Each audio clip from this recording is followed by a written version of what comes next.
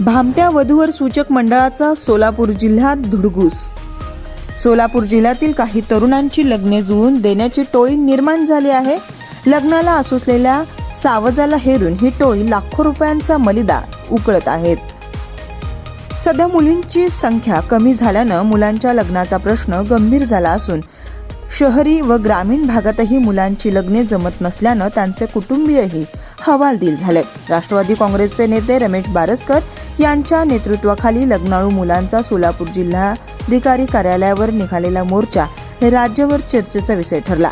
या परिस्थितीचा फायदा घेत बोगस वधूवर सूचक मंडळाच्या माध्यमातून लग्नाळू वर आणि त्यांच्या कुटुंबियांना बोगस लग्न लावून लुटणारी टोळी निर्माण झाली असून जिल्ह्यात अशी प्रकरणे सातत्याने उघडकीस येत आहेत। अशीच एक घटना उत्तर सोलापूर तालुक्यातील कोंडी या गावात उघडकीस आली।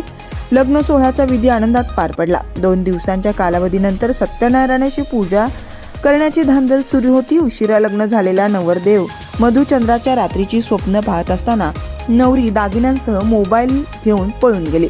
लग्न जुळवण्यासाठी सुस्ते तालुका पंढरपूर येथील एका एजंटने लाखो रुपयांचा मलिदा उकळून हे लग्न जमवलं होतं। याबाबत सोलापूर पोलीस स्टेशनला गुन्हा नोंद असल्याचं वृत्त आहे। मूळचे पंढरपूर तालुक्यातील सुस्ते येथील एक कुटुंब उत्तर सोलापूर तालुक्यातील कोंडी गावात स्थायिक झालं। मुलाचे लग्न जमत नव्हतं। एजंटने लाखो रुपये घेऊन लग्नाच्या रेशीमगाठी जुळवून देतो, देखणी व सुसंस्कृत नवरी मिळवून देतो अशा भूलथापा मारत एका एजंटने लातूर भागातील एक स्थळ दाखवत लग्नही जुळवलं। उशिरा लग्न होत आहे म्हणून नवऱ्यासोबतच्या नातलगांनी घाईने लग्नविधी उरकून घेतला। त्या आनंदी सोहळ्याचे फोटो व व्हिडिओ नवऱ्याने व नातलगांनी सोशल मीडियावर झळकावले।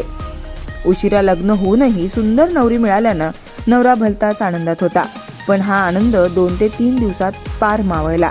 लग्न घाई उरकून घेतल्यानं सत्यनारायणाची पूजा घेऊन राहिलेल्या नातलगांना मित्रमंडळींना आमंत्रित करून जेवणाचा व सन्मान सोहळ्याचा बेत आखलेला। यासाठी कुटुंबातील लोकांची धांदल व धावपळ बघून मोका साधत अंगावरील दागिने व नवऱ्याचा किमती मोबाईल घेऊन नव्या नवरीनं पोबारा केला। सुस्ते गाव गाठत त्यांनी एजंटला गाठलं आणि त्याला बेदम चोपला। त्याला सोलापूर जिल्ह्याच्या ताब्यात दिल्यानंतर सोलापूर पोलिसांच्या ताब्यात दिल्यानंतर ही सगळी बोगसगिरी असल्याचं आढळून आलं। काहीही पार्श्वभूमी माहिती नसताना लग्न जुळवायला लागली, त्यातही काही यशस्वी झाली, बरीचशी फिसकटली। लग्नाचं वय उलटून गेलेली, नोकरी व्यवसाय स्थिर नसलेली, रंगरूपानं डावे असलेली, घटस्फोट, विधवा, विधूर असलेली माणसं फसवली जात आहेत। हे प्रकार वाढू लागलेत। आता शुभमंगल करायचे असेल तर सावधान या चर्चेला सुस्ते गावात उधाण आलंय। अशा घटना परत घडू नये म्हणून पोलीस प्रशासनानं फसवी लग्न जुळवून देणाऱ्या टोळीचा पर्दाफाश करावा व एजंटना लागलीच अद्दल घडवावी अशी मागणी होत आहे।